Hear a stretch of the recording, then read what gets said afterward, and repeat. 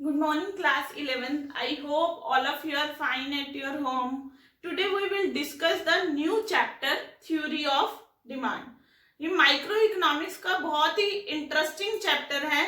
आपका बहुत interest create होगा ये चैप्टर पढ़ते हुए. बहुत ही इंटरेस्टिंग चैप्टर है. देखो, चलो चलते हैं हम अपने चैप्टर पे, theory of demand. First of all हम देखते हैं डिमांड क्या होती है, डिमांड का क्या मीनिंग होता है. देखो, डिमांड का मीनिंग लिखा हुआ है मैंने. Demand for a commodity refers to its quantity that will be purchased by the consumer at different prices at a given period of time. It means that commodity की क्या करता है जब कंज्यूमर डिफरेंट क्वांटिटी क्या करता है, purchase करता है डिफरेंट प्राइसेस पे, उसको हम क्या बोलते हैं, डिमांड. ठीक है. यानी कि मैं टॉफी परचेज कर रही हूँ, मैंने एक टॉफी ली, दो टॉफी ली, 3 टॉफी परचेज करी, 4 करी, 5 करी, यानी कि एक कमोडिटी है, उसकी डिफरेंट क्वांटिटी क्या कर रही हूँ, मैं परचेज कर रही हूँ डिफरेंट प्राइसेस पे. वो होता है हमारा डिमांड. आता है हमारा क्वांटिटी डिमांड. देखो, क्वांटिटी डिमांड क्या होती है. It refers to specific quantity to be purchased against a specific prices of the commodity.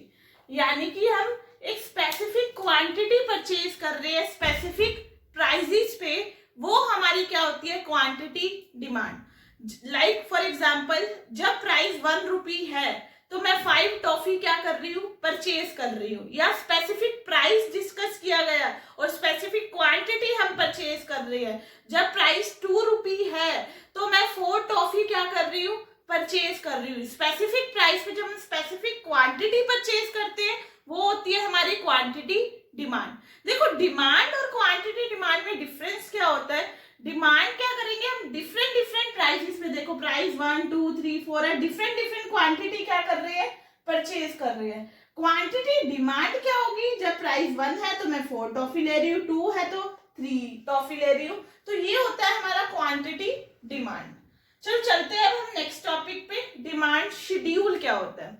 देखो, डिमांड शेड्यूल का मतलब क्या होता है. डिमांड शेड्यूल का मतलब क्या होता है, वो टेबल जो क्या करता है, विच shows the relationship between price and demand. यानी कि जो क्या करता है, प्राइस और डिमांड के बीच में कैसा रिलेशनशिप है. ठीक है, प्राइस और डिमांड में कैसा रिलेशनशिप होगा, तो वो हमारा शो किया जाता है एक टेबल के थ्रू. तो वो होता है हमारा डिमांड शेड्यूल. अब डिमांड शेड्यूल के 2 टाइप्स है. एक होता है individual demand schedule and second one is market demand schedule. Individual demand schedule का मतलब क्या होता है, एक वो टेबल जो एक इंडिविजुअल कंज्यूमर डिफरेंट प्राइसेस पे डिफरेंट कमोडिटी की क्वांटिटी क्या कर रहा है, परचेज कर रहा है, उसको हम क्या बोलते हैं, इंडिविजुअल डिमांड शेड्यूल. यानी कि याद रखना, एक इंडिविजुअल कंज्यूमर की बात की गई है. देखो, जब इसका हमने एक टेबल बनाया है, जब प्राइस 1 है तो वो 4 आइसक्रीम क्या कर रहा है, परचेज कर रहा है. जब प्राइस 2 हो गया, बढ़ गया प्राइस, तो उसने 4 की जगह कितनी अब आइसक्रीम परचेज कर रहा है, 3 आइसक्रीम परचेज कर रहा है. अब प्राइस 2 से 3 हो गया, फिर से बढ़ गया, फिर वो क्वांटिटी 3 से कितनी कर दी उसने, 2 कर दी. यानी कि देखो, अब प्राइस और डिमांड में कैसा रिलेशनशिप है, जैसे जैसे प्राइसेस क्या होते चले जा रहे हैं, बढ़ते चले जा रहे हैं, वैसे वैसे जो डिमांड है वो क्या होती चली जा रही है, कम होती चली जा रही है. यानी कि प्राइस और डिमांड में कैसा रिलेशनशिप होता है हमारा, इनवर्स, या फिर हम लिख सकते हैं नेगेटिव रिलेशनशिप होता है प्राइस और डिमांड में. ऑब्वियस ही बात है, मार्केट में अगर प्राइस बढ़ जाते हैं तो उनकी डिमांड भी क्या हो जाती है, कम हो जाती है. नेक्स्ट हम चलते हैं मार्केट डिमांड शेड्यूल क्या होता है. देखो, मार्केट इंडिविजुअल डिमांड शेड्यूल में तो एक इंडिविजुअल कंज्यूमर डिफरेंट प्राइसेस पे डिफरेंट कमोडिटी की क्वांटिटी क्या कर रहा था, परचेज कर रहा था. मार्केट डिमांड शेड्यूल में देखो क्या होगा, जब सारे कंज्यूमर, या इंडिविजुअल कंज्यूमर की बात नहीं है, ऑल दी कंज्यूमर आ जाएंगे, डिफरेंट प्राइसेस पे क्या करते हैं, डिफरेंट कमोडिटी की क्वांटिटी परचेज करते हैं, तो उसको हम क्या बोलते हैं, मार्केट डिमांड शेड्यूल. देखो, ये प्राइसेस है हमारे, ये ए कंज्यूमर है, ये बी कंज्यूमर है. ये ए कंज्यूमर की क्वांटिटी डिमांड है, ये बी कंज्यूमर की क्वांटिटी डिमांड है। देखो जब प्राइस 1 था तो जो ए कंज्यूमर था वो 6 आइसक्रीम परचेज कर रहा था और बी कंज्यूमर 5 कर रहा था। जब प्राइस 1 से 2 हो गया तो ए ने 6 से कितनी कर दी, 5 आइसक्रीम परचेज कर रहा है और बी 5 से कितनी कर रहा है, 4 आइसक्रीम परचेज कर रहा है। अब प्राइस फिर से बढ़ गया तो इसने अपनी डिमांड कम कर दी, इसने भी डिमांड कम कर दी। अब मार्केट डिमांड शेड्यूल क्या होगा, टोटल डिमांड हम लेकर चलेंगे, यानी कि ए और बी की जो हम ऐड करेंगे वो हमारी मिल के क्या आएगी, हमारी मार्केट डिमांड। 6 + 5 कितना हो गया 11, 5 + 4 9, 4 + 3 7, 3 + 2 5। तो ये हमारी क्या हो जाएगी, मार्केट डिमांड, जब हमने दोनों कंज्यूमर्स को क्या कर लिया है, इंक्लूड कर लिया है। अब टॉपिक आता है हमारा डिमांड कर्व क्या होता है। ये तो डिमांड शेड्यूल था हमारा टॉपिक। देखो डिमांड कर्व क्या होता है। डिमांड कर्व का मतलब क्या होता है, यहाँ पर टेबल वर्ड है, टेबल की जगह क्या आ जाएगा, वो कर्व जो क्या बताता है, रिलेशनशिप बताता है किसके बीच में, प्राइस और डिमांड के बीच में। यानी कि हम डायग्राम बनाकर चलेंगे, डिमांड का डायग्राम कैसे बनता है, ठीक है। डिमांड कर्व का आई होप मीनिंग समझ में आ जाएगा। वो ग्राफ जो रिलेशनशिप बताएगा किसके बीच में, प्राइस और डिमांड के बीच में। देखो जिस तरह डिमांड शेड्यूल 2 पार्ट्स में क्या था, डिवाइड था, उसी तरह डिमांड कर्व भी 2 पार्ट्स में क्या है, डिमांड, यहाँ पर आएगा इंडिविजुअल डिमांड कर्व और यहाँ पर आएगा हमारा मार्केट डिमांड कर्व, ठीक है। बार शेड्यूल की जगह हमने क्या लिख दिया है, कर्व लिख दिया है। अब देखो इंडिविजुअल डिमांड कर्व क्या मीनिंग क्या होता है, ग्राफिकली क्या करना, रिप्रेजेंट करना इंडिविजुअल डिमांड शेड्यूल को। जो हमने ये इंडिविजुअल डिमांड शेड्यूल बनाया था, इसको ग्राफिकली हम क्या करेंगे, रिप्रेजेंट करेंगे, वो बन जाएगा हमारा इंडिविजुअल डिमांड कर्व। ये देखो इस तरह रिप्रेजेंट करेंगे हम, ये ग्राफ बना के चलेंगे, या OX एक्सिस आता है या OY एक्सिस आता है, ठीक है।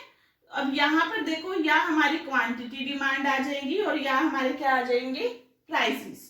प्राइसेस हमारे क्या है 1 2 3 4 और ये भी हमारी 1 2 3 4 इधर मेंशन कर दो।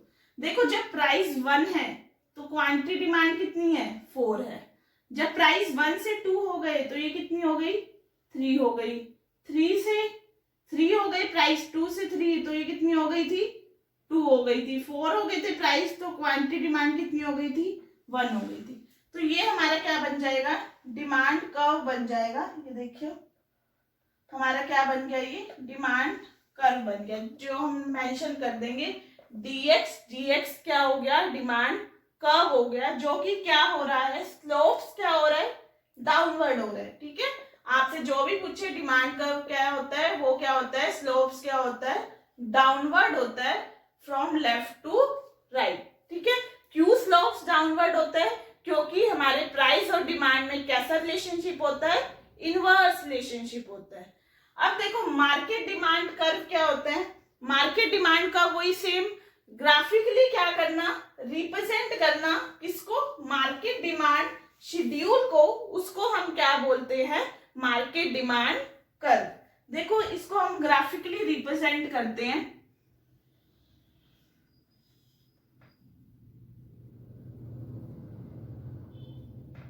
या हम ग्राफिकली इसको बनाएंगे सेम जैसे इंडिविजुअल बनाया है वैसे, बस थोड़ा सा हमारा ये हॉरिजॉन्टल समेशन बनेगा, या क्वांटिटी डिमांड लिखते हैं या प्राइसेस। ये मेंशन करना जरूरी है, इसके मार्क्स कटते हैं अगर आपने इसको मेंशन नहीं करा तो यहाँ पर हम लिखेंगे प्राइस, प्राइस हमारे क्या है 1 2 3 और 4, और यहाँ हमारा आ जाएगा, यहाँ पर हमने 0 से स्टार्ट किया था, यही से ही हम लाइन लेंगे 3 4 5 6 7 8 9 10 और 11।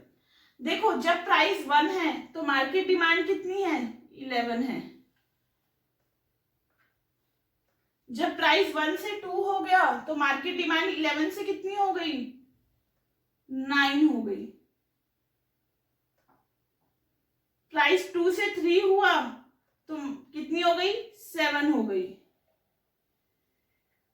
4 हो गया तो कितनी हो गई, 5 हो गई। तो ये हमारा क्या बन जाएगा, मार्केट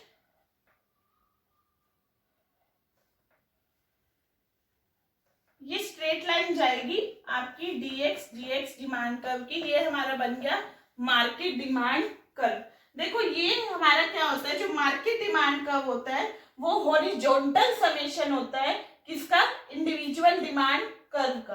क्यों हॉरिजॉन्टल समेशन, देखो ये थोड़ा कम ब्रॉडर है और ये थोड़ा क्या है, ज्यादा ब्रॉडर है। वो क्यों ब्रॉडर ज्यादा है, क्योंकि ए और बी की डिमांड, दोनों की डिमांड हमने इसमें क्या कर ली है, इंक्लूड कर लिया है। तो ये क्या होता है, हॉरिजॉन्टल समेशन होता है हमारा इंडिविजुअल डिमांड कर्व का। तो ये था हमारा आज का टॉपिक। आई होप आपको ये टॉपिक अच्छे से क्लियर हो गया होगा।